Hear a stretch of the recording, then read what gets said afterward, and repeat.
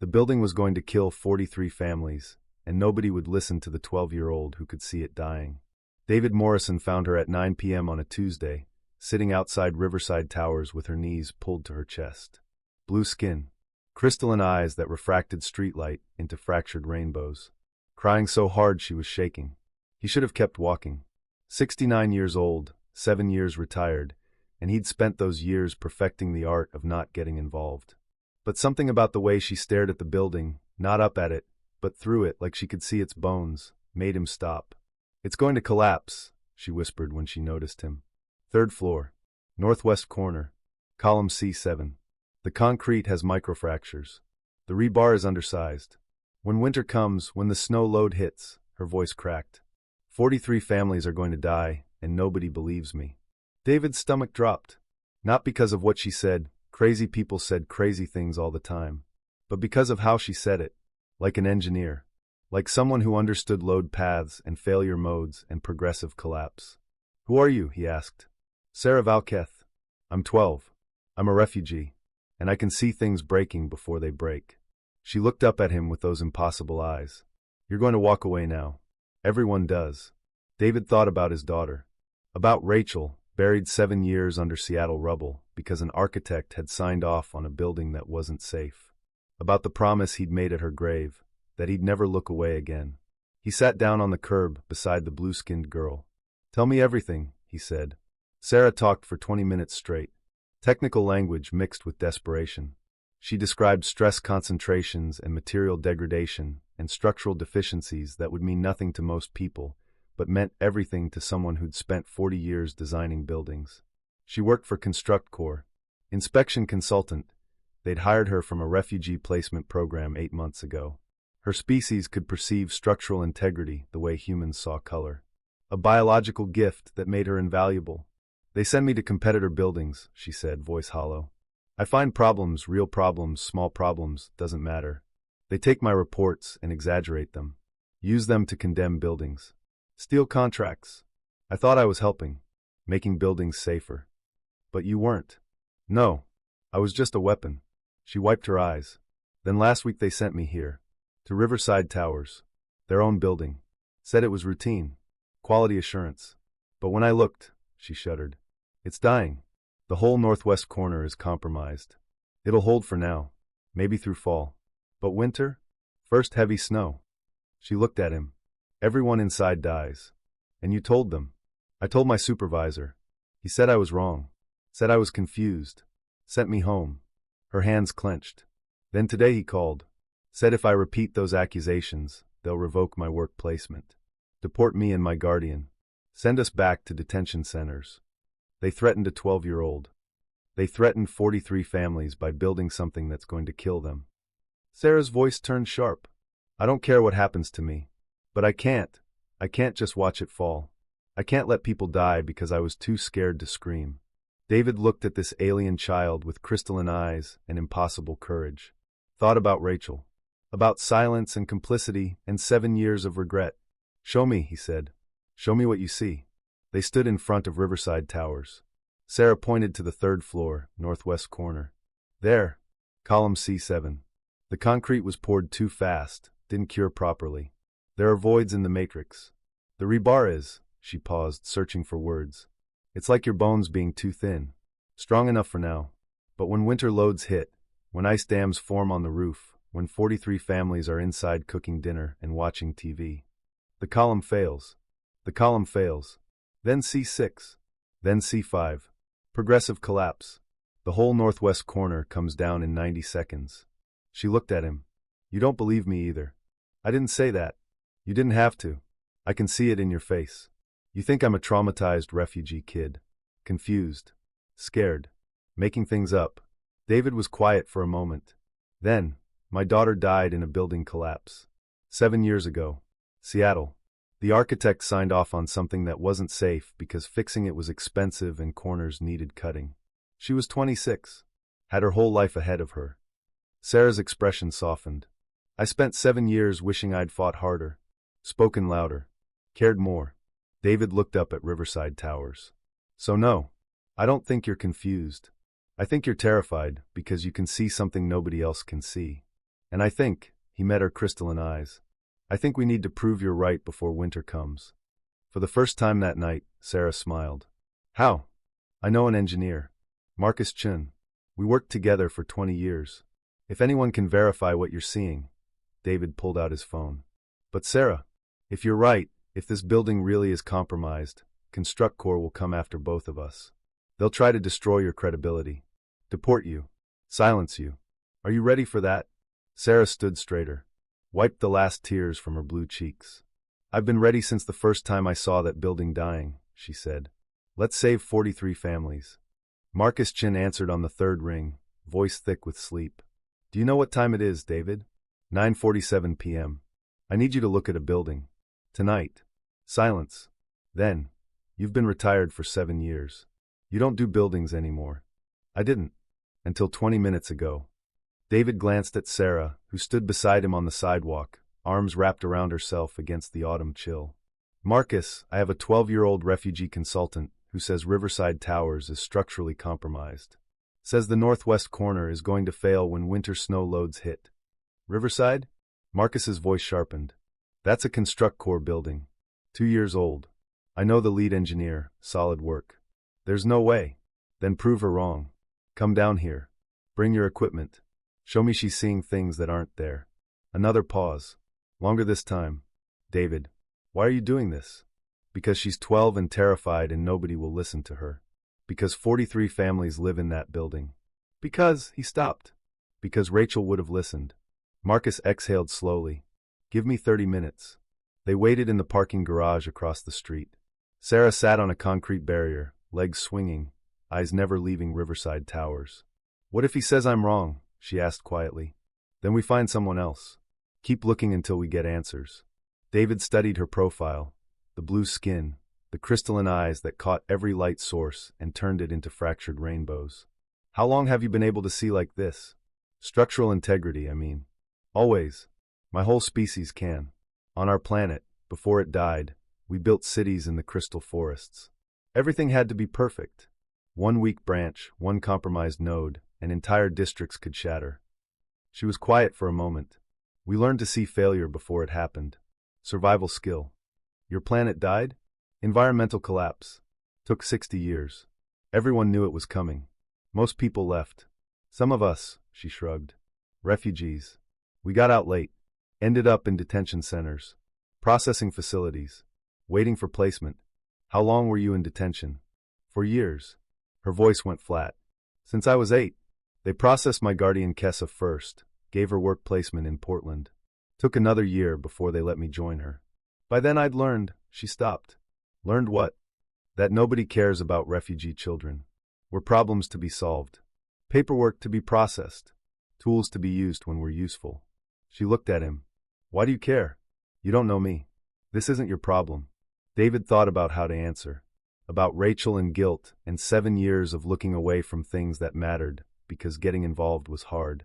Because you're 12 years old and crying on a sidewalk because you can see people dying and nobody will listen. Because that, he stopped. That's exactly the kind of problem I should care about. Headlights swept across them. A gray Honda pulled into the lot. Marcus Chin climbed out carrying a duffel bag of equipment. He was 52, Korean-American, with the kind of methodical precision that made him the best structural engineer David had ever worked with. He looked at Sera, then at David, then shook his head. This better not be a waste of my time. It won't be, Sera said, standing. Column C7. 3rd floor. Northwest corner. Microfractures in the concrete matrix. Undersized rebar. Compromised load path. Want me to keep going? Marcus's eyebrows rose. You talk like an engineer. I see like one. There's a difference. She pointed at the building. Can your equipment verify what I'm seeing or not? Marcus looked at David. Where did you find her? She found me. Now stop stalling and check the building. It took Marcus 40 minutes to set up. Ground-penetrating radar. Ultrasonic testing equipment. Tools that could see through concrete and map the internal structure without drilling or damaging anything. They stood in the 3rd floor stairwell, technically trespassing, but Marcus had used his engineer's credentials to talk past the night security guard. Sera directed him to the exact spot she'd identified. Here, she said, pressing her palm against the wall. Column C7. 23 inches behind this surface. The concrete has void spaces. The rebar is, she paused, listening to something only she could hear. The rebar is 5/8 inch diameter. Should be 3/4. The spacing is wrong too. 14 inches on center instead of 12. Marcus said nothing. Just set up his equipment and started scanning. The radar image appeared on his laptop screen. Green and yellow mostly. Some orange patches. Then, deep in the column's core, spreading red zones that looked like cancer. Marcus went very still. That's impossible, he whispered. What is? David asked. She's right.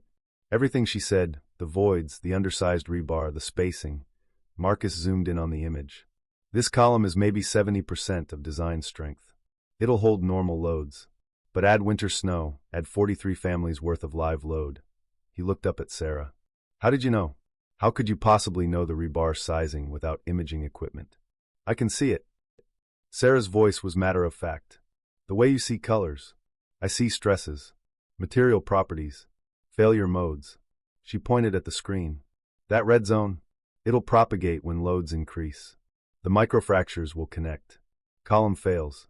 Then C6. Then C5. Cascade failure in 90 seconds.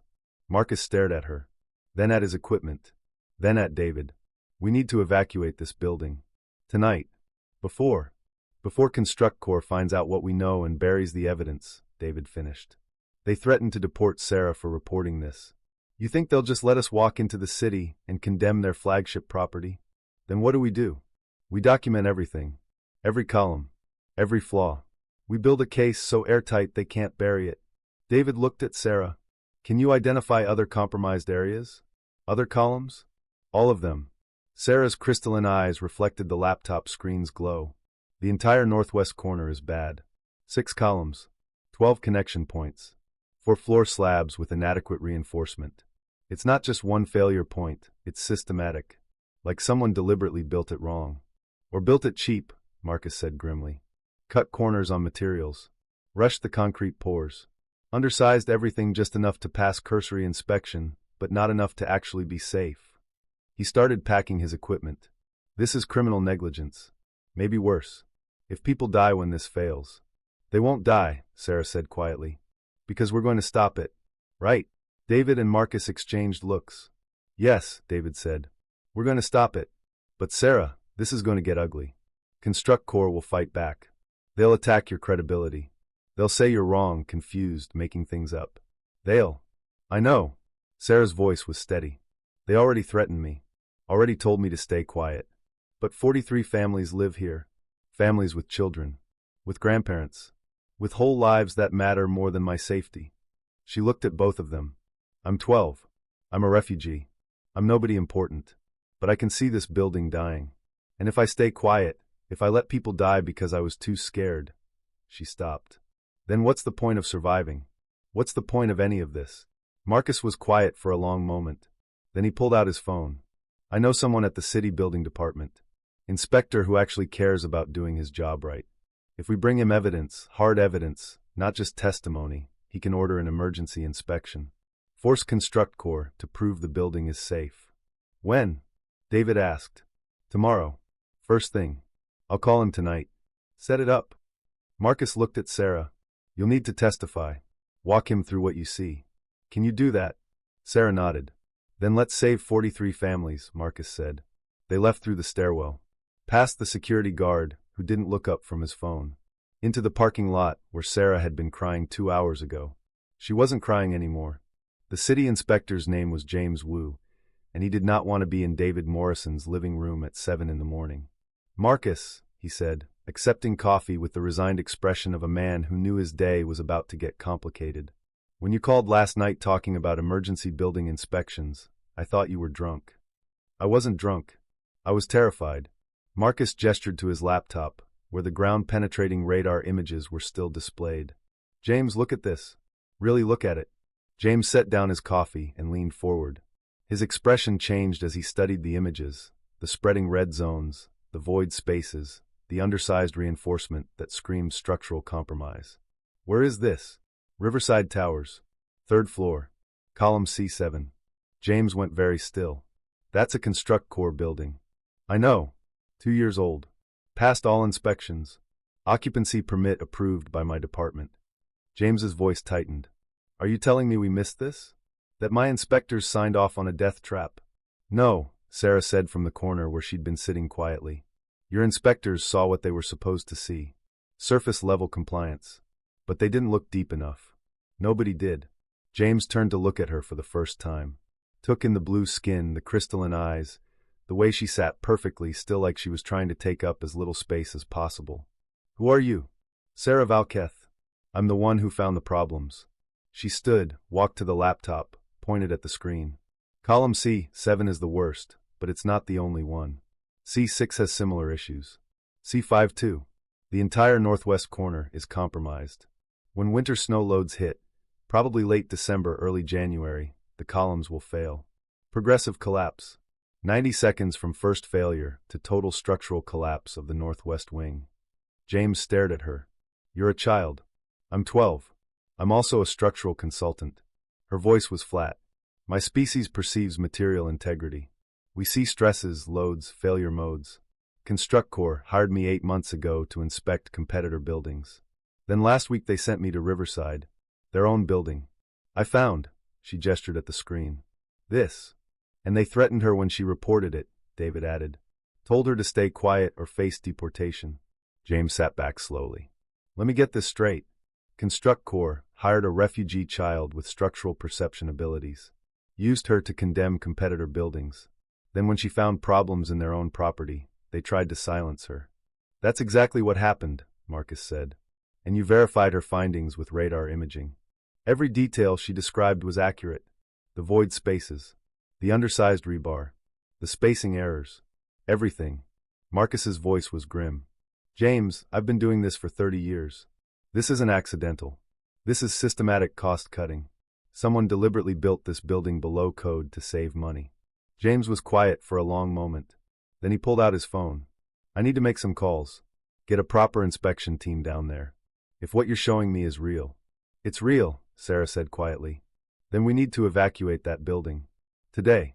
Before, James stopped. Looked at his phone. Looked at the three of them. This is going to destroy ConstructCorp.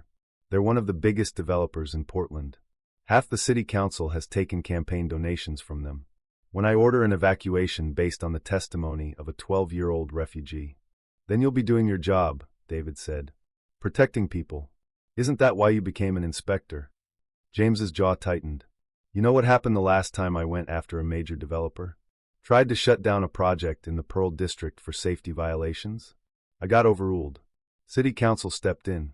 Said I was being overly cautious and stifling economic development. The building went up. 2 years later, 3 people died when a balcony collapsed. The room went silent. So yes, Mr. Morrison, I know what my job is. I also know what happens when you try to fight people with money and political connections. James looked at Sera. They'll destroy you. Your credibility, your immigration status, everything. Are you ready for that? I've been ready since I saw that building dying. Sera's crystalline eyes were hard. 43 families live there. I'm not letting them die because fighting back is scary. James studied her for a long moment. Then he stood. All right. I'll order an emergency inspection. Today. Full structural review. If we find what you're claiming, if the building really is compromised, I'll recommend immediate evacuation pending repairs. He paused. But Sera, you need to understand. The moment I file this report, ConstructCorp will know. They'll come after you. They'll say you're wrong, confused, that you don't understand earth-building codes. They'll make you the villain. Let them try. James almost smiled. You're braver than most adults I know. I'm not brave. I'm just tired of being quiet. Sera looked at the laptop screen, at the red zone spreading like cancer through the building's core. When do we go? Now, James said. I want you on site, walking my team through every problem you identified. We document everything. Photograph everything. Build a case so solid even ConstructCorp's lawyers can't tear it down. They arrived at Riverside Towers at 8:30 a.m. with a 4-person inspection team. James had moved fast, pulled in city engineers, structural specialists, even a materials expert who could analyze concrete samples. The building manager met them in the lobby, professionally pleasant until James explained why they were there. An emergency inspection? Based on what grounds? Credible evidence of structural deficiencies. James kept his voice neutral. We'll need access to the third floor, specifically the northwest corner. I'll need to contact ConstructCorp's legal team. You can contact whoever you want, but we're inspecting this building. Today. With or without your cooperation. James's expression hardened. Unless you'd like me to order an immediate evacuation while we wait for your lawyers? The manager's face went pale. That won't be necessary. Third floor access. Of course. They took the elevator up. Sera stood between David and Marcus, silent, her crystalline eyes tracking every surface, every joint, every structural element they passed. Are you okay? David asked quietly. I'm scared, she admitted. What if I'm wrong? What if my perception doesn't work the same on Earth buildings? What if? You're not wrong, Marcus said firmly. I verified everything you told me. The radar doesn't lie. But what if the inspectors find something different? What if ConstructCorp is right and she stopped. What if I'm about to ruin people's lives over nothing? The elevator dinged. Third floor. James led them down the hallway to the northwest corner. To column C7. He set up equipment while his team prepared concrete testing tools. Sera, he said, show us exactly what you see. She stepped forward, placed her palm against the wall, closed her eyes. The concrete has void spaces starting 18 inches deep. The voids cluster around the rebar, means the concrete didn't flow properly during pour. Too fast. Didn't vibrate long enough to eliminate air pockets. Her voice was steady now. Clinical. The rebar is 5/8 inch diameter. Should be 3/4 minimum for this load application. Spacing is 14 inches on center. Code requires 12. How can you possibly know the rebar spacing without X-ray? One of the city engineers asked. Because I can hear it. The way the loads transfer through the matrix. The resonance patterns when stress waves propagate. Sera opened her eyes. I know you don't understand. I know it sounds impossible. But please just check. Verify what I'm saying. Then decide if I'm crazy. James nodded to his team. They drilled. Extracted core samples. Set up ground-penetrating radar. Ran ultrasonic tests. 20 minutes later, the lead engineer looked up from his equipment. She's right. Everything she described, the voids, the undersized rebar, the spacing errors, it's all here. His voice was shaken. This column is maybe 70% of design strength. It'll hold current loads, but add winter snow, add maximum occupancy. He looked at James. This building is a lawsuit waiting to happen. Maybe a tragedy. James's expression went hard. Check C6 and C5. I want full documentation of the entire northwest corner. They worked for 3 hours. Sera directed them to every problem area, every compromised column, every undersized connection, every place where ConstructCorp had cut corners to save money. The evidence was undeniable. At noon, James made the call. This is Inspector Wu. I'm ordering immediate evacuation of Riverside Towers, Units 301 through 343. Structural deficiencies identified in primary load-bearing columns. Building is unsafe for occupancy pending emergency repairs. He hung up. Looked at Sera. You just saved 43 families. You know that, right? Sera nodded slowly. She looked exhausted, relieved, terrified. What happens now? Now. James's phone was already ringing, probably ConstructCorp's lawyers. He ignored it. Now the real fight begins. The evacuation took 6 hours. 43 families. Furniture, pets, confused children asking why they had to leave. Moving trucks hastily arranged. Temporary housing coordinated by the city. Chaos filmed by 3 news crews who'd gotten wind of the story.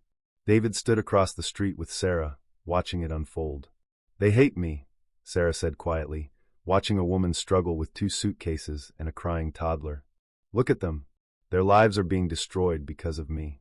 Their lives are being saved because of you, David corrected. That's different. Doesn't feel different. Her crystalline eyes tracked every angry face, every frustrated gesture. They had homes. Stability. Now they're being thrown out because a 12-year-old refugee said their building isn't safe. The building isn't safe. We proved that. I know. But they don't see structural integrity reports. They see their lives being disrupted. Their kids missing school. Their routines shattered. She wrapped her arms around herself. What if I made everything worse? Before David could answer, a black SUV pulled up to the building's entrance. 3 people climbed out, Two men in expensive suits and a woman David recognized from newspaper articles. Victoria Hayes, CEO of ConstructCore. She was 50-something, steel gray hair cut sharp, wearing a navy suit that probably cost more than David's monthly pension.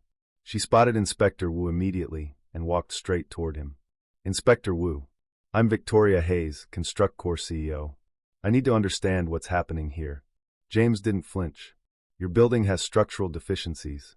I've ordered evacuation pending emergency repairs. Based on what evidence? Based on ground-penetrating radar, core samples, and ultrasonic testing that revealed undersized reinforcement and compromised concrete in multiple load-bearing columns. James's voice was level. Your northwest corner is below code. Significantly below code. Victoria's expression didn't change. I'd like to see that evidence. Our structural engineers reviewed every aspect of this building. It passed all city inspections. If there's genuinely a problem, we need to understand how it was missed. It was missed because nobody looked deep enough. Your company built this cheap and hoped no one would notice. That's a serious accusation. Victoria's voice went cold. Are you prepared to defend it in court? Are you prepared to explain to 43 families why their building might have collapsed this winter? They stared at each other. David could see the calculation happening behind Victoria's eyes. Threat assessment, damage control, strategy formation. Then Victoria's gaze shifted. Landed on Sera standing across the street. That's her, isn't it? The refugee child who made these allegations. James said nothing. Sera Valketh, 12 years old. Placed with ConstructCore 8 months ago through the Refugee Employment Program. Victoria's voice was perfectly pleasant. Talented girl. Unique perceptive abilities. We've been very pleased with her work. You threatened to deport her when she reported problems in your building, David said, stepping forward. That doesn't sound like you were pleased with her work. Victoria turned to look at him. And you are? David Morrison. Architect. Retired. Ah, yes. I know the name. Your daughter died in the Seattle collapse 7 years ago. Tragic. Victoria's sympathy sounded manufactured. I imagine that makes you particularly sensitive to building safety concerns. Even imaginary ones. There's nothing imaginary about undersized rebar and compromised concrete. No, but there are questions about how those problems were identified by a 12-year-old refugee with no formal engineering credentials. A child who works for us. Victoria smiled, sharp and cold. You see the conflict of interest, surely? A minor employee, possibly confused about Earth-building standards, making catastrophic allegations against her employer. Allegations that just happened to align with your personal tragedy and grief. David felt something hot rise in his chest. You're trying to discredit a child because she told the truth. I'm trying to understand how a significant structural assessment was made by someone without proper qualifications. We take building safety very seriously, Mr. Morrison. But we also can't allow baseless accusations to destroy our reputation and disrupt people's lives. Victoria looked back at Inspector Wu. I'm formally requesting an independent review. Third-party structural engineers. Not city employees, not retired architects with grudges, and certainly not refugee children who may or may not understand what they're perceiving. The evidence speaks for itself, James said. Then it will speak just as clearly to independent reviewers. I'll have a team here by tomorrow morning. Victoria's tone made it clear this wasn't a request. Until then, I expect you'll ensure our residents are properly accommodated. ConstructCore will cover all temporary housing costs, of course. We stand behind our buildings. She turned to leave, then paused. Look back at Sera. Miss Valketh, I hope you understand the seriousness of what you've done. False accusations. Breach of employment contract. Potential fraud. Her voice softened into something that might have been sympathy. You're young. You've been through trauma. I'm sure your guardian Kessa is very worried about you right now.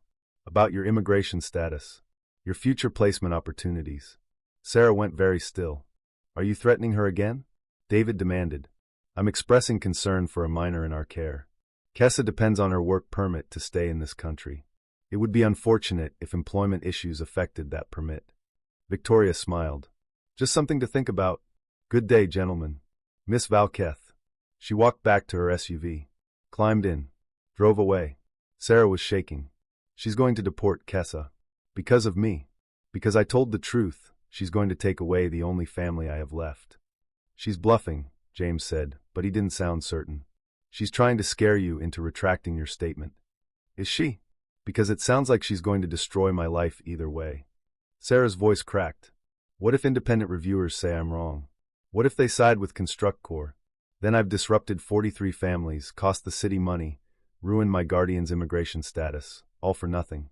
You're not wrong, Marcus said firmly. We verified everything. The evidence is solid.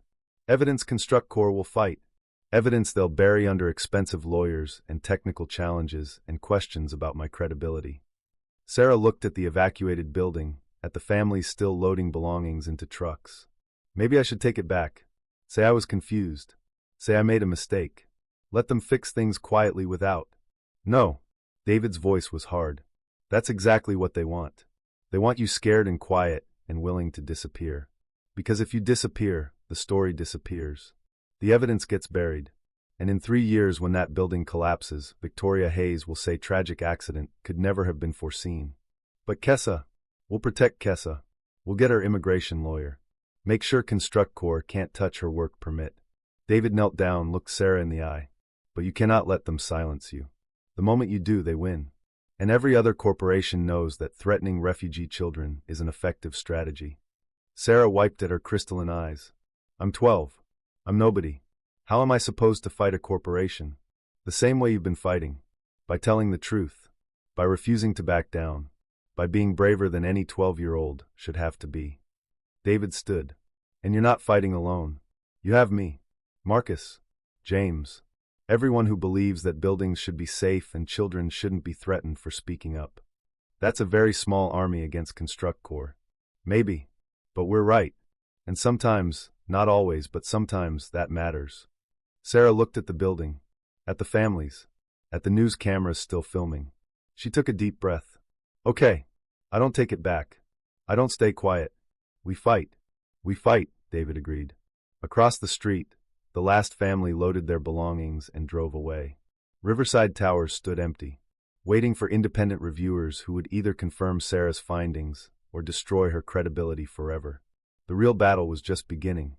The independent structural engineers arrived at 8 a.m. the next morning in a white van with Cascade Engineering Solutions printed on the side. David watched from his car as 3 men in hard hats entered Riverside Towers, accompanied by Victoria Hayes and 2 ConstructCore lawyers. Professional. Efficient. Probably very expensive. They're going to say I'm wrong, Sera said from the passenger seat. She'd barely slept, had refused breakfast, spent the night reading structural engineering textbooks like she could somehow prove her qualifications through study. They work for companies like ConstructCore. They're not going to condemn a 2-year-old building and destroy their future contracts. Maybe. Or maybe they're professionals who value their reputation more than one client relationship. David didn't entirely believe it himself, but Sera needed hope. We have evidence. Radar imaging. Core samples. Test results that don't lie. Evidence they'll interpret differently. Find alternative explanations for.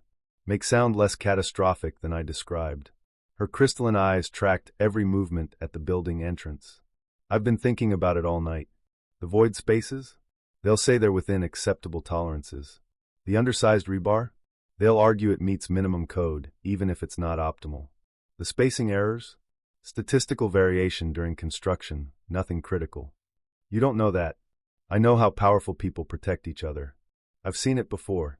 Sera's voice went distant. In the detention center, there was a supervisor who hurt kids. Everyone knew. Other supervisors, administrators, guards. But when someone reported it, suddenly everyone had alternative explanations. Misunderstandings. Cultural differences. The person who reported it got transferred. The supervisor stayed. David had no answer to that. Because she was probably right.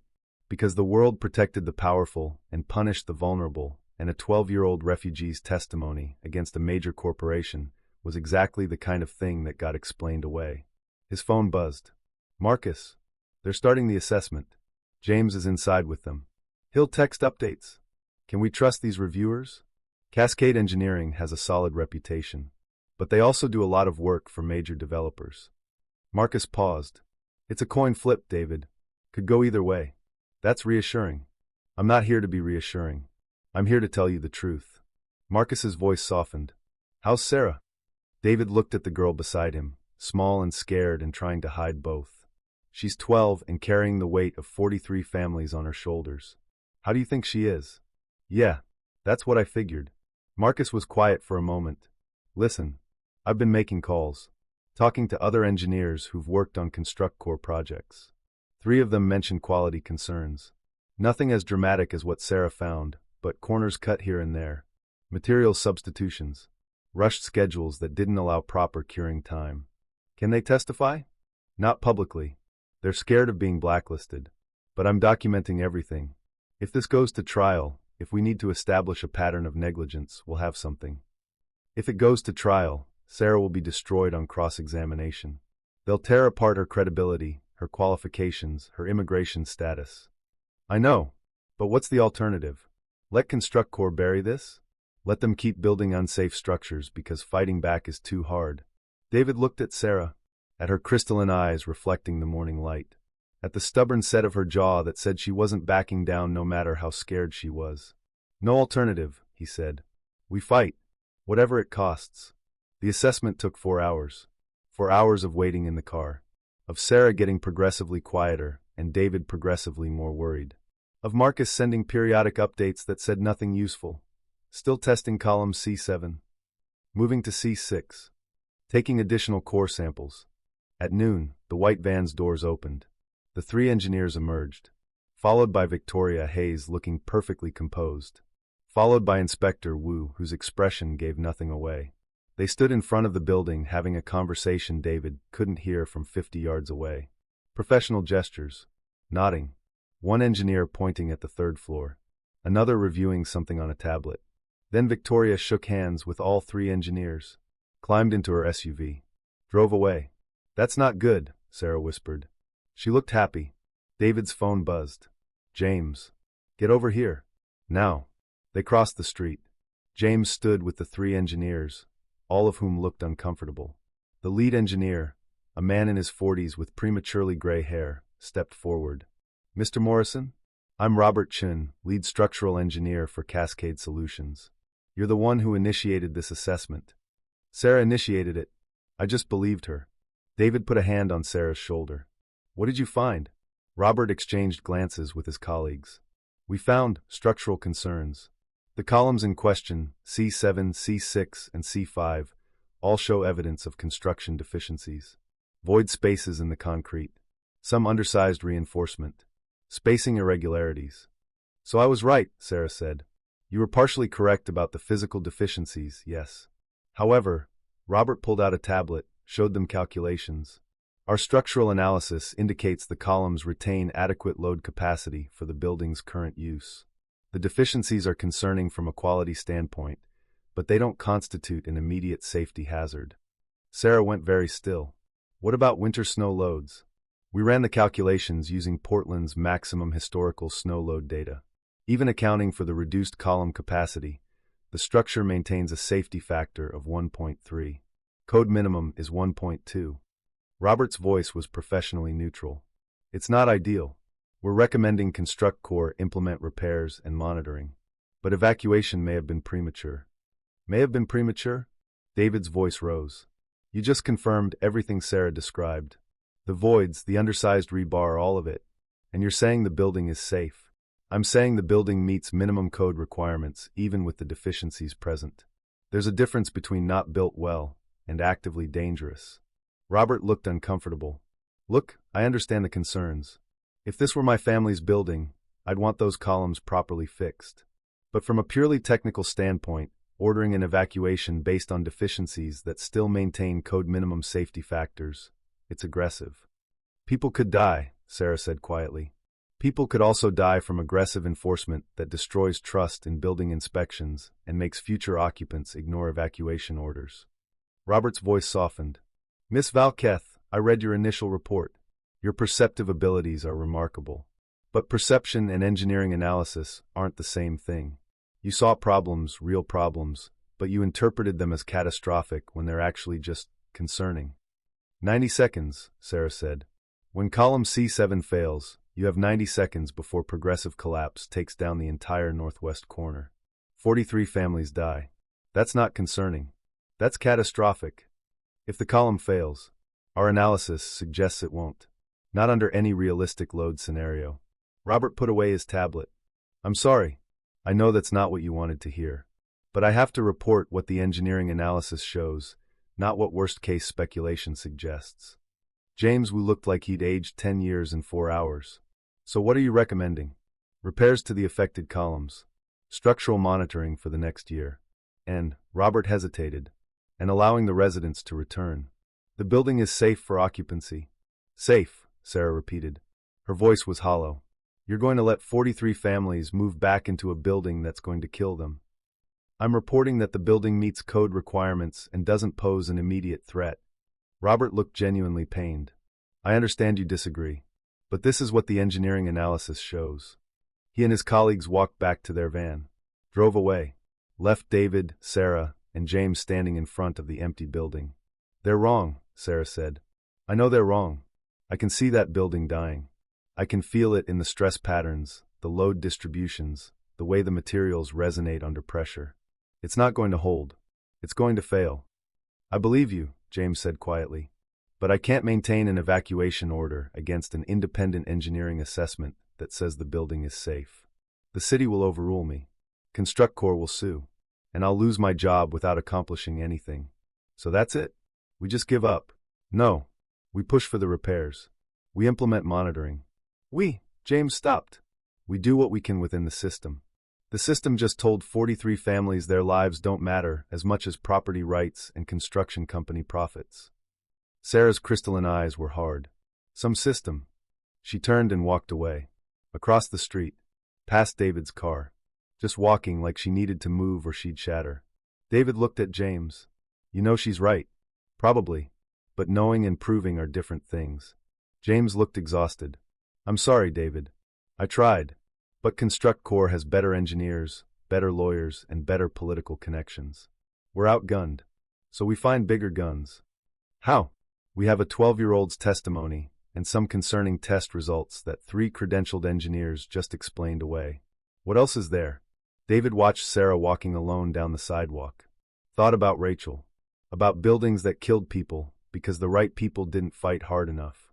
I don't know yet, he said. But I'll figure something out. David found Sera 2 blocks away, sitting on a bus stop bench with her head in her hands. He sat down beside her. Said nothing. Sometimes silence was better than platitudes. I was so sure, Sera said finally. I can see structural integrity. It's what my species does. What we've done for thousands of years. And I was so sure that building was going to fail. She looked up at him. What if I'm broken? What if coming to Earth damaged my perception somehow? What if I can't trust what I see anymore? The engineers confirmed everything you reported. The voids, the undersized rebar, all of it. But they said it was safe. They said my interpretation was wrong. Her voice cracked. What if they're right?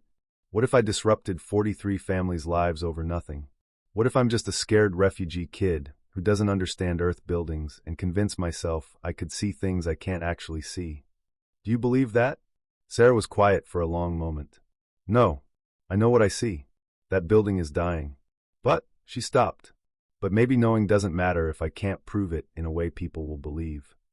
David's phone rang. Unknown number. He almost ignored it, then answered. Mr. Morrison? This is Kessa Valthor. I'm Sera's guardian. I need to speak with you immediately. Her voice was tight with controlled panic. David put the phone on speaker. I'm here with Sera now. What's wrong? What's wrong? What's wrong is that ConstructCorp just called me. Their legal team. They're threatening to file charges against Sera, filing false reports, breach of contract, fraud. They're saying if I don't make her retract her statement, they'll pursue full prosecution. She's 12 years old and they're threatening to, Kessa's voice broke. They're going to destroy her. And they're threatening my work permit, saying I failed in my duty as guardian by allowing Sera to make these accusations. Sera had gone very pale. Where are you? David asked. At work. Downtown.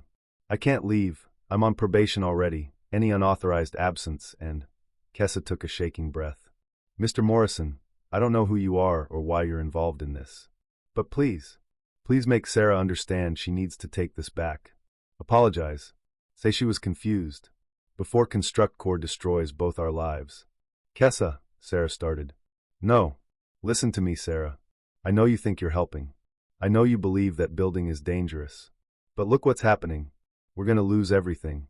Our placement, our permits, our future. We'll get sent back to detention.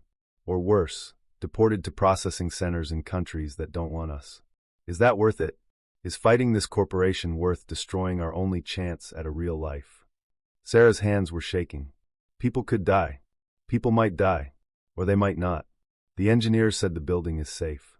Maybe you saw something real, maybe you didn't, but either way, Kessa's voice hardened. Either way, we can't win this fight. Construct Corps has money and lawyers and political power. We have nothing. We're refugees, Sera. Nobody cares if we disappear. I care, David said. You're a stranger. A retired architect with no authority and no resources. You care today. But when this gets ugly, when Construct Corps really comes after us, where will you be? Kessa's voice was raw with fear. I've been in detention centers for 6 years. 6 years of being processed and evaluated and told to wait. Of watching other refugees disappear into deportation or worse. Of keeping my head down and following rules and never making trouble, because trouble means you never get out. Kessa, please, Sera whispered. I finally got us out. Got us placement. Got us a chance at normal lives. And now you're throwing it away because you think you can save people who don't even know you exist. Kessa was crying now. I can't lose you. You're all the family I have left. If they deport us, if they separate us, I can't. I can't do that again. Sera looked at David with those crystalline eyes full of tears and desperation, an impossible choice. What do I do? She asked. Before he could answer, a black SUV pulled up to the curb. Victoria Hayes stepped out, accompanied by a man David didn't recognize. Sharp suit, briefcase, lawyer written in every gesture. Miss Valketh, Victoria said pleasantly. I hope we might have a conversation. Straighten out this unfortunate misunderstanding before it goes any further. We don't have anything to say to you, David said. I'm not talking to you, Mr. Morrison. I'm talking to a minor employee who made some very serious allegations. Allegations that have cost my company money, disrupted families, and damaged our reputation. Victoria's smile was sharp. Sera, I understand you're scared. You're young, you've been through trauma, you're in a strange country with unfamiliar building standards. It's understandable that you might have misinterpreted what you perceived. I didn't misinterpret anything. Then you deliberately filed false reports, which is a crime. The lawyer stepped forward, opened his briefcase, pulled out documents. These are formal notices of intent to prosecute. Fraud, filing false reports, breach of employment contract. If convicted, you could face fines you'll never be able to pay and potential detention. Your guardian's work permit would be revoked. Both of you would face deportation proceedings. Sera stared at the documents. Unless, Victoria continued smoothly, you acknowledge you made a mistake. Sign a statement saying you were confused, that you don't fully understand Earth's structural standards, that your allegations were made in error.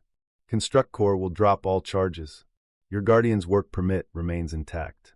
You'll even receive a severance payment, enough to help with relocation costs if you choose to find placement elsewhere.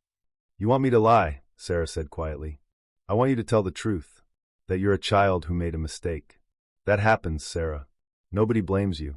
But continuing this, letting retired architects and overreaching inspectors use you as a weapon against legitimate businesses, that's when things become criminal. On the phone, Kessa was sobbing. Sera, please. Just sign it. Please. Sera looked at the documents, at Victoria's expectant expression, at the lawyer's impassive face, at David's carefully neutral but supportive presence. What happens to the building? She asked.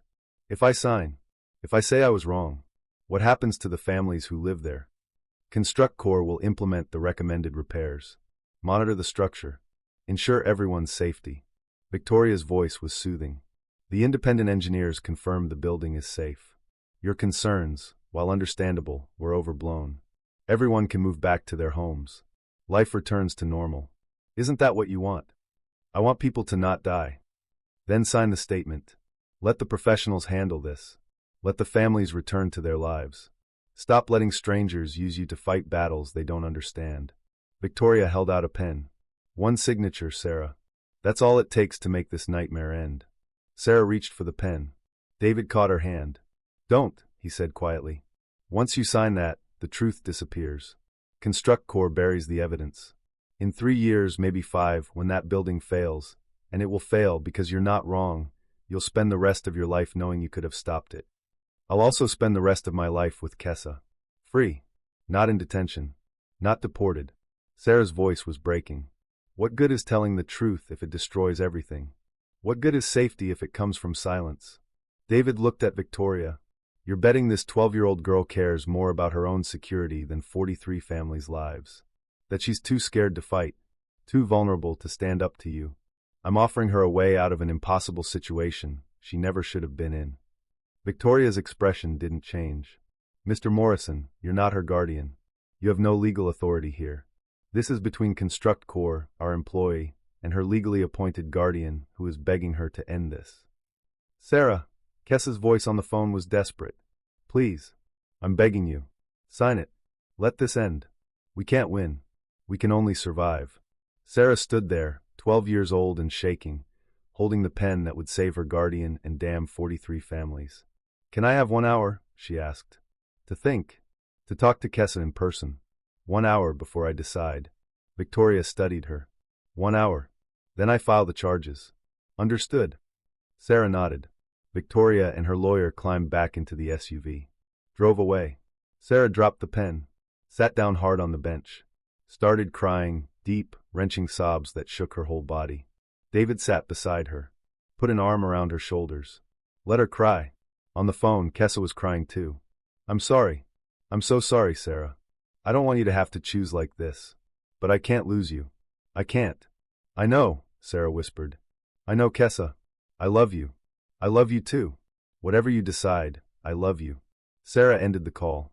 Looked at David with those crystalline eyes now red from crying. What do I do? She asked. How do I choose between saving Kessa and saving people I've never met? How is that fair? It's not fair. None of this is fair. David was quiet for a moment. But I'll tell you what my daughter would say. Rachel, she died believing buildings should be safe. That people who build things have a responsibility to the people who live in them.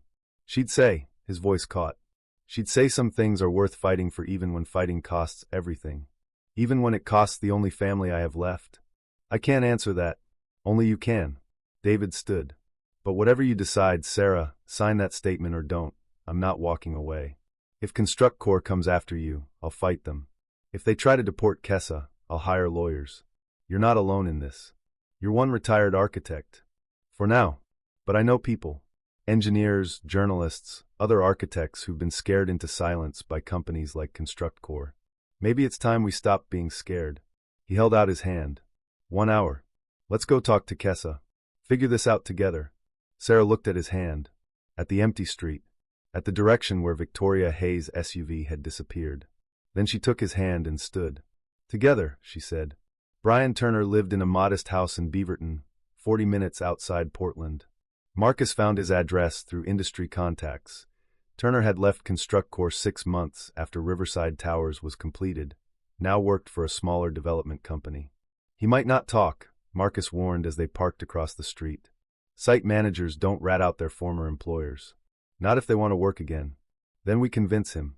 David looked at the house, single-story, well-maintained yard, a child's bicycle lying on the porch. He has kids. He'll understand what's at stake. Or he'll slam the door in our faces and call Construct Corps' lawyers. Only one way to find out. They left Sera in the car. Her presence might spook Turner, make him feel ambushed. David knocked on the door. A man in his late 30s answered. Tall, tired-looking, holding a cup of coffee. He looked at David and Marcus with immediate suspicion. Can I help you? Brian Turner? My name is David Morrison. This is Marcus Chin. We need to talk to you about Riverside Towers. Turner's expression went carefully blank. I don't know what you're talking about. Yes, you do. You were the site manager.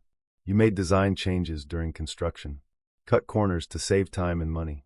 David kept his voice level. And now that building is structurally compromised. 43 families are at risk. I don't have anything to say to you. Turner started to close the door. Your daughter rides a bike, David said quickly, nodding at the bicycle on the porch. How old is she? 7? 8? Imagine her living in a building that might collapse. Imagine knowing you could have prevented it, but stayed silent, because speaking up was hard. Turner stopped, his hand on the door, his jaw tight. You don't know anything about me. I know you followed orders. I know Construct Corps pressured you to finish early, cut costs, compromise quality. I know you probably hated every minute of it. David's voice softened. I'm not here to blame you. I'm here to give you a chance to make it right. Turner stood frozen for a long moment. Then he opened the door wider. 5 minutes. That's all you get. They sat in Turner's living room. Family photos on the walls. Children's drawings stuck to the refrigerator. The mundane evidence of a normal life. What do you want to know? Turner's voice was defensive. The design changes, Marcus said. Who ordered them? Construct Corps. Victoria Hayes herself came to the site 3 months into construction. Said we were over budget and behind schedule. Said to find ways to cut costs without compromising safety. Turner laughed bitterly. As if those two things aren't connected. So you altered the rebar layouts. Changed the concrete pour schedule. Shifted load distribution to save materials. I followed orders. That's what site managers do. Turner set down his coffee. You think I wanted to build an unsafe building? You think I wanted to spend every night wondering if I'd killed someone? Then why did you do it? Because I have 2 kids and a mortgage, and Construct Corps made it clear that if I didn't deliver, they'd find someone who would. And they'd make sure I never worked in this city again. Turner's voice rose. You don't say no to Victoria Hayes. Not if you want a career. Not if you want to feed your family. Elena Rodriguez said you ordered concrete pours without proper curing time, David said. Turner went pale. You talked to Elena? She told us everything. The rushed schedules. The undersized rebar. The load path changes. Then you don't need me. You have your whistleblower. We need corroboration. We need someone who can confirm that these orders came from Construct Corps, not from you going rogue. David leaned forward. Brian, this isn't about punishing you. It's about saving lives. About making sure Construct Corps can't bury this and do it again on the next building. And what happens to me? When I testify against a company with millions of dollars and political connections. When I tell the world I built an unsafe building. Turner's hands shook. I lose everything. My job. My reputation. My ability to provide for my family. Or you stay silent and 43 families die when that building collapses. Marcus's voice was hard. How will you explain that to your daughter? That you could have saved them but didn't because it was inconvenient. Turner stood abruptly. Walked to the window. Stared out at his quiet suburban street. I have emails, he said quietly. David and Marcus exchanged glances. What kind of emails? From Victoria Hayes. From her construction director. Specific instructions about cost-cutting measures. Timeline pressures. Threats about contract termination if I didn't deliver. Turner turned around. I kept them. I don't know why. Insurance, maybe. Evidence that I was following orders if anything went wrong. We need those emails, David said. I know. That's why I'm not giving them to you. Turner's voice was firm. Because the moment I hand them over, I'm committed. I can't walk away. I become the whistleblower who destroyed Construct Corps. And they'll destroy me in return. What do you want? Protection. Legal representation. A guarantee that when this goes public, I'm not left hanging. Turner looked at both of them. I'm not a hero. I'm not brave. I'm just a guy who made bad choices because I was scared of losing my job. But I don't want people to die because of those choices. So if you can protect me, really protect me, then I'll give you everything I have. We'll protect you, David said. We have a lawyer. We'll get you immunity in exchange for testimony. We'll make sure Construct Corps can't touch you or your family. Turner studied him for a long moment, then nodded slowly. Okay, give me 24 hours to get my affairs in order. Talk to my wife. Make copies of everything. He walked to the door.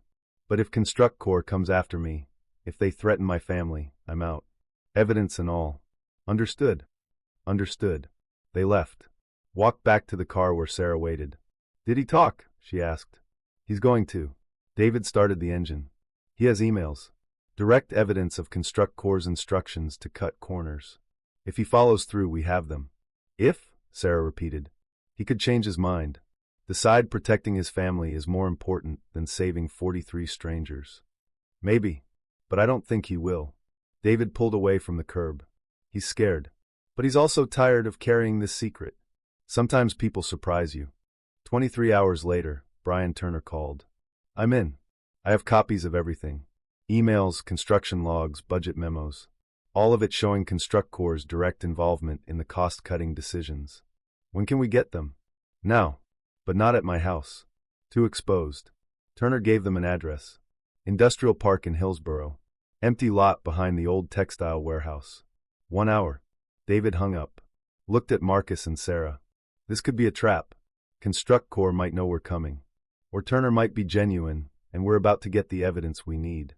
Marcus grabbed his keys. Either way, we have to try. They drove to Hillsborough in tense silence. Sera sat in the back seat, crystalline eyes reflecting the streetlights. I'm scared, she said quietly. Me too, David admitted. The industrial park was dark. Empty buildings and overgrown lots. The textile warehouse loomed against the night sky, windows broken, graffiti covering the walls. Turner's car was parked behind it. Alone. They pulled up beside him. Turner climbed out holding a manila envelope. Everything's here. Emails, construction records, budget memos showing. Headlights swept across them. Blinding. Multiple vehicles. It's a trap, Marcus said. 3 black SUVs surrounded them. Doors opened.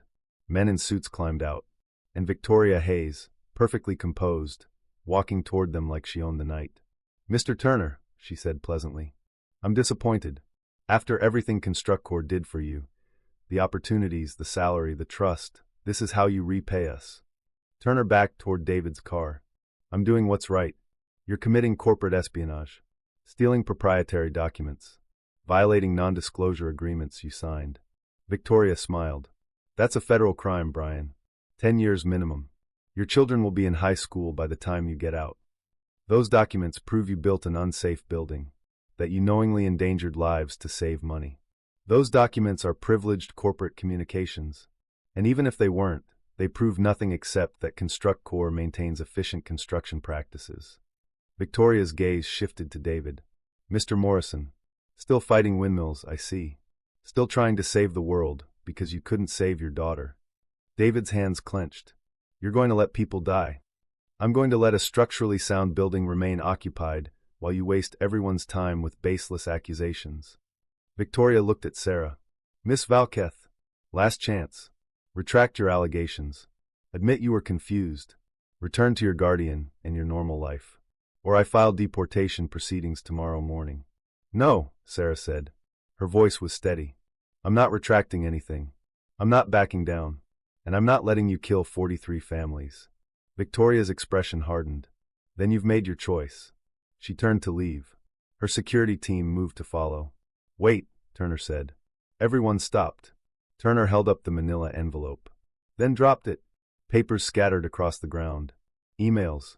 Construction logs. Budget memos. All the evidence of Construct Corps' negligence, exposed under the harsh glare of headlights. You want them? Turner's voice was shaking but determined. Come get them. In front of witnesses. While we film everything. Let's see you explain why you're so desperate to destroy evidence of your own communications. Victoria stared at him. At the scattered papers. At David pulling out his phone to record. You're all making a terrible mistake, she said quietly. Then she walked away. Her security team followed. The SUVs drove off into the night, leaving David, Marcus, Sera, and Turner standing in an empty lot, surrounded by evidence that could bring down Construct Corps. We did it, Sera whispered. We actually did it. Not yet, David said, gathering papers. But we're close. Very close. The Portland Tribune's investigative reporter was named Sera Chin, no relation to Marcus, though she'd laughed when David made the connection. 30-something, sharp-eyed, with a reputation for taking down corrupt politicians and corporate fraud. She sat in David's apartment reviewing the evidence they'd gathered. Emails from Victoria Hayes. Construction logs showing accelerated timelines. Budget memos explicitly ordering cost reductions on non-critical structural elements. Elena Rodriguez's testimony. Brian Turner's documentation. This is incredible, Sera said, flipping through pages.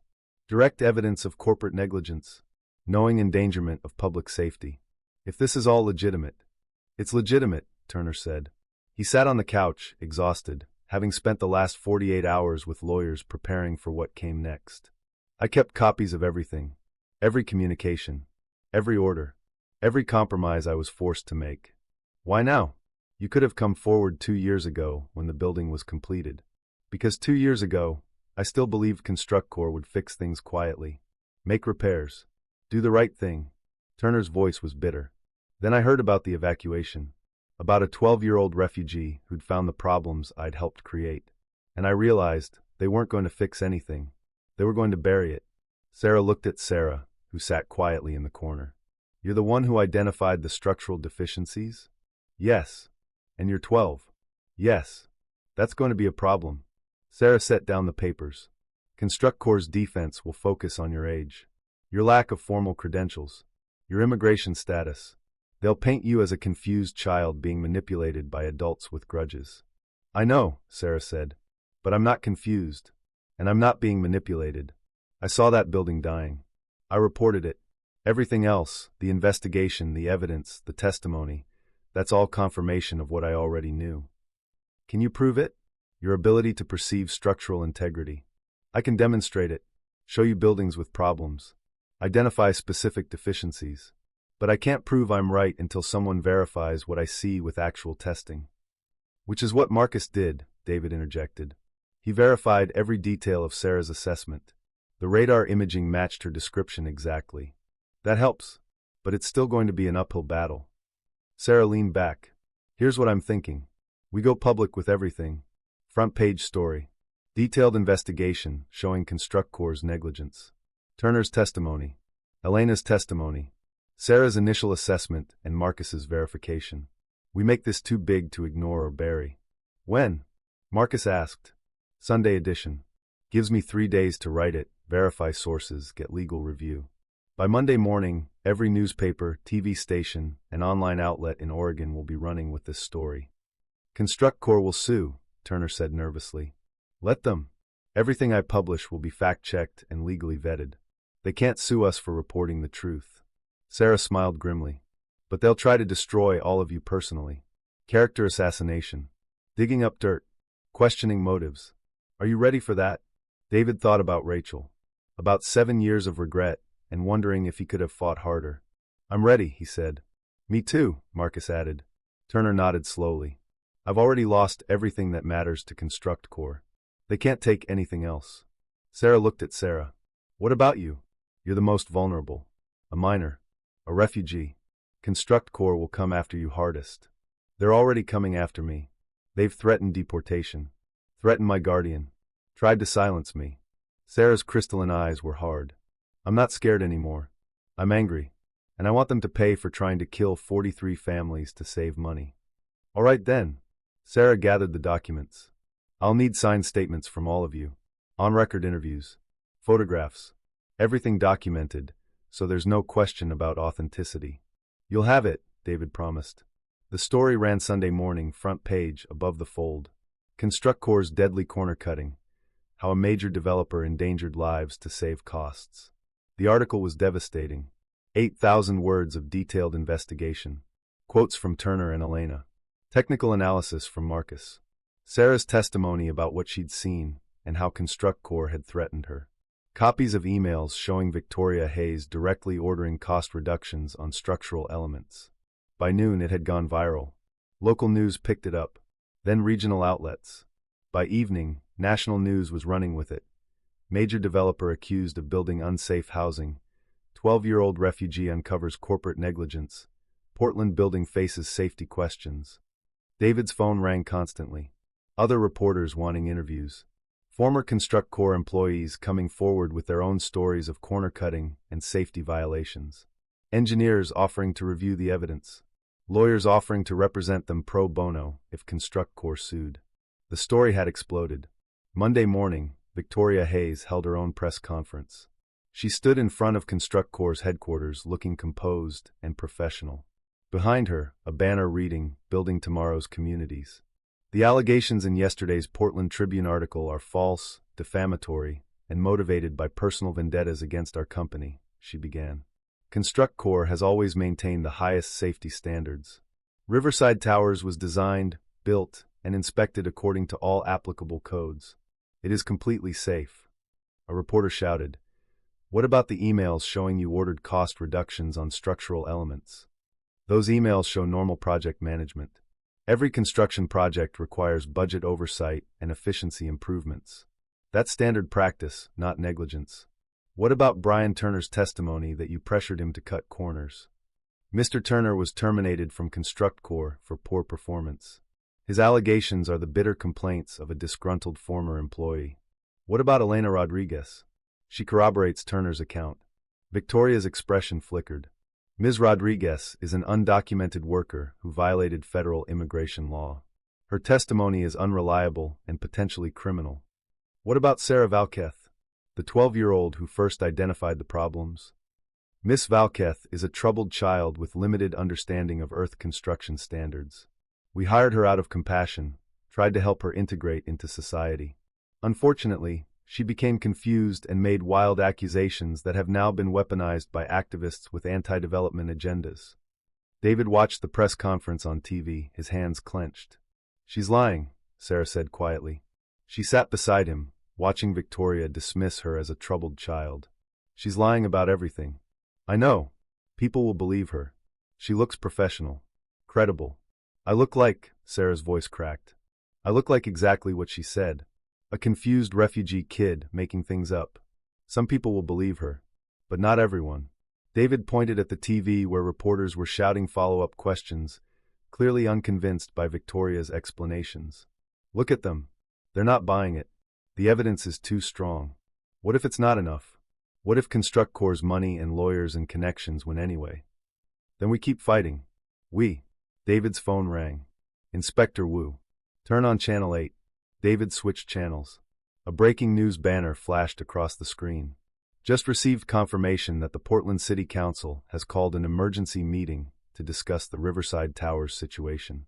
Council member Patricia Wong, who chairs the Building Safety Committee, issued this statement. The allegations against ConstructCorp are serious and credible. We owe it to Portland residents to conduct a thorough, independent investigation. Riverside Towers will remain evacuated pending that investigation. They're taking this seriously, James said. The council is actually pushing back against ConstructCorp because the evidence is overwhelming, because Sera's article made it impossible to ignore. David felt hope kindle. We might actually win this. Don't celebrate yet. ConstructCorp isn't going down without a fight. Victoria Hayes is already calling council members, leveraging political connections, threatening lawsuits. James paused. But for the first time, there's real momentum. Real pressure. It's not just you and Sera anymore, it's the entire city watching. That afternoon, David's apartment became command central. Sera Chun coordinating with other journalists. Marcus reviewing engineering reports with city officials. Turner and Elena giving depositions to the city council's investigators. Lawyers preparing for the inevitable lawsuits.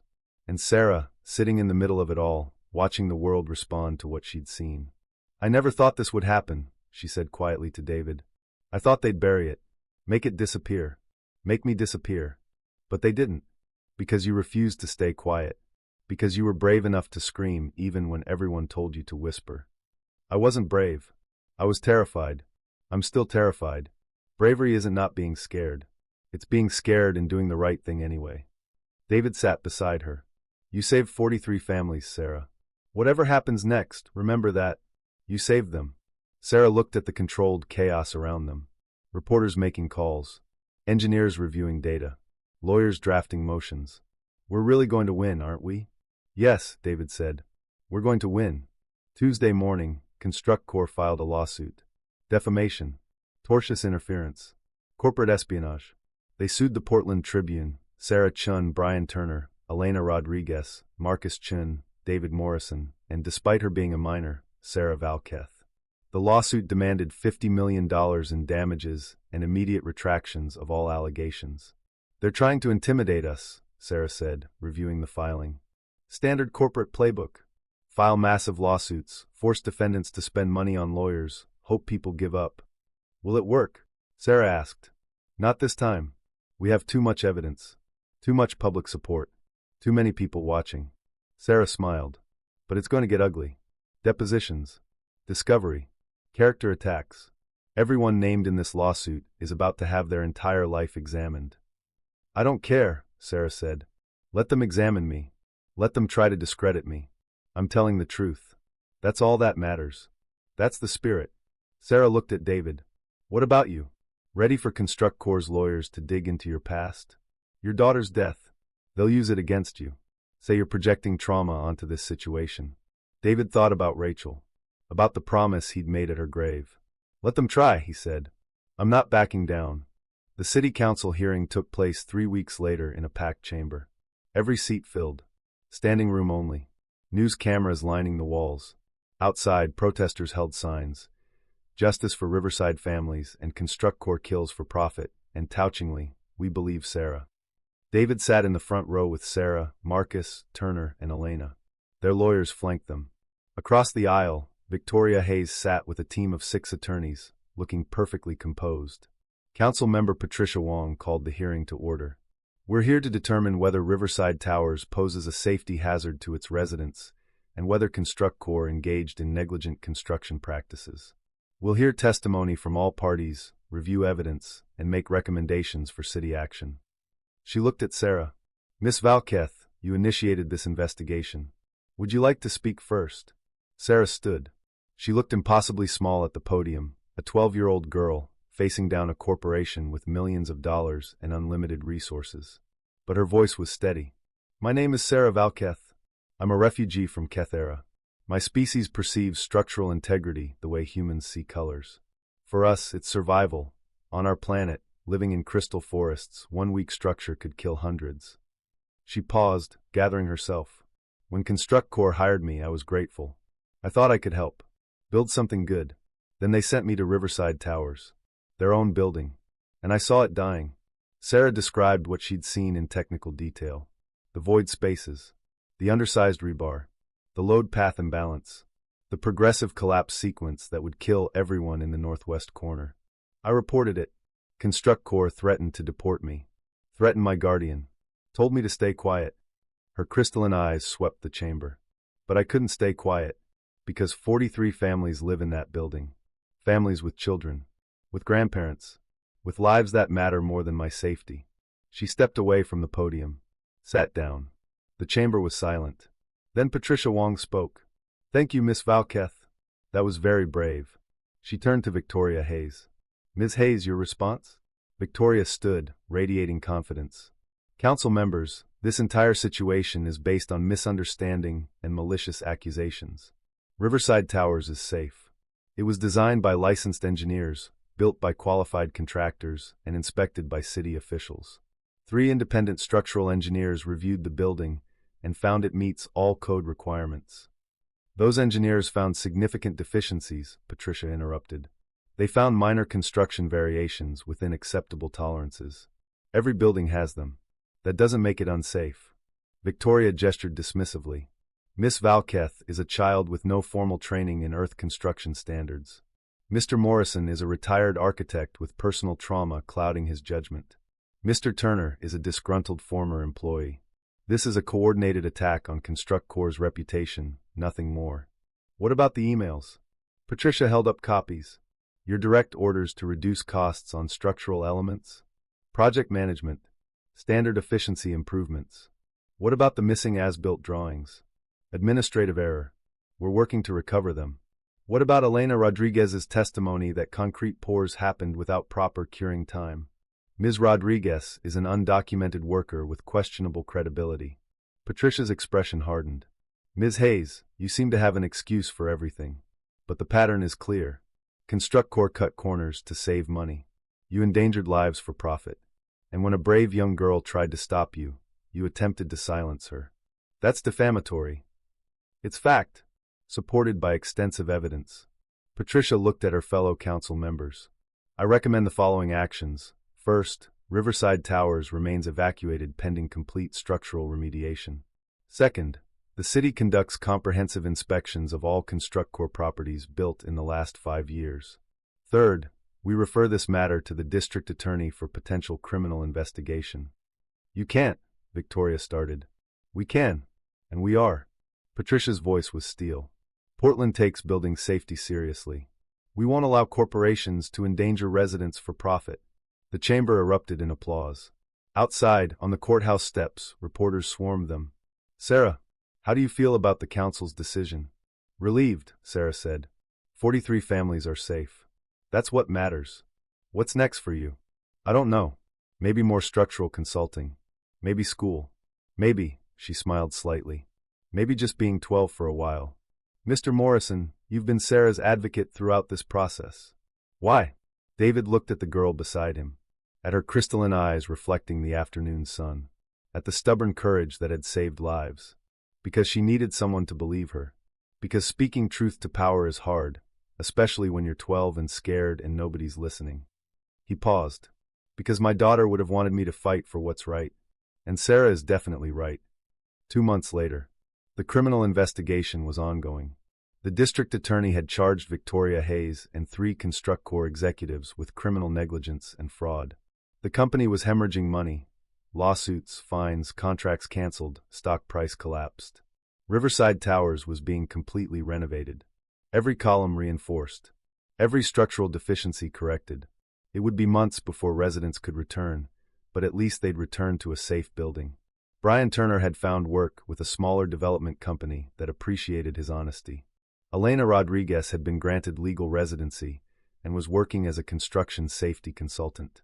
Marcus was busier than ever, reviewing buildings across Portland as the city cracked down on construction violations. And Sera? David found her on the roof of his apartment building, looking at the skyline. You come up here a lot, he observed. I like seeing the city, all the buildings, all the structures holding people's lives. Sera smiled. I used to see them as problems, failures waiting to happen. But now I see them as puzzles, challenges, things I can help with. She looked at him. David, what if I became an architect? Learned to design buildings, not just see their flaws. You'd be brilliant at it. Would you teach me? When I'm older. When I'm ready. David thought about his daughter. About the promise he'd made. About second chances and fighting for what matters. Yes, he said. I'd be honored to teach you. They stood together watching the sunset paint Portland gold and red. A retired architect who'd found purpose again. A 12-year-old refugee who'd saved 43 families and changed an entire city's approach to building safety. David, Sera asked quietly. Yeah. Thank you. For believing me. For fighting with me. For not letting them make me disappear. Thank you for being brave enough to speak up. For refusing to stay quiet even when it was terrifying. David smiled. You're going to do amazing things, Sera. I can't wait to see what you build. Sera looked at the city. All the buildings standing strong, all the lives they held, all the possibilities ahead. Me neither, she said.